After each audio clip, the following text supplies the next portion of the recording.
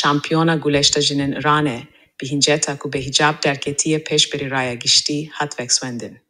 Mesum Silemani, şampiyona bereya guleşta Iranê û Swêdiyê mîdala tunca cîhanê roja sêşemê bîstê Gulanê di videoyek de ku li ser Instagramê hatiye belavkirin ragîhandiye ku bi tometa ku bi neçarî bi hicab derketiye pêş berî şelkê hatiye gazî kirin bo dadgeha Sûrema bide.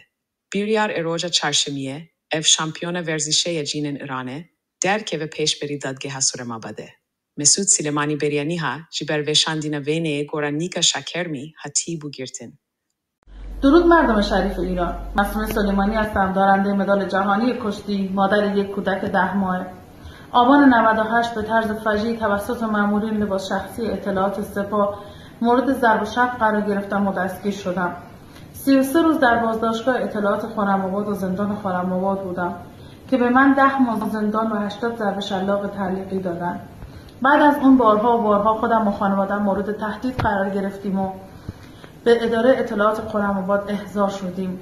اردیبهشت 402 طی یک سناریو و بدون مجوز قانونی توسط مامورین لباس شخصی اطلاعات خرم‌آباد ربوده شدم و مورد بازجویی قرار گرفتم و طی 2 پرونده ساختگی، یکی به 1 سال حبس تعزیری و دیگری به 6 ماه حبس تعزیری و 6 ماه حبس تعلیقی محکوم شدم و طی اعتراض به این احکام ناعادلانه به 50 میلیون جریمه نقدی و 6 ماه حبس تعلیقی تبدیل شد.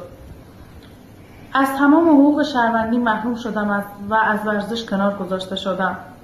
الان هم طی یک سناریوی جدید و یک پرونده ساختگی مبنی بر تشویق زنان به بی‌حجابی به شعبه 8 بازپرسی خرم‌آباد احضار شدم و در صورت عدم حضور حکم جلب من صادر میشه. آیا واقعا مشکل جامعه ما حضور زنان با حجاب اختیاریه یا مشکلات خیلی بزرگتری داره؟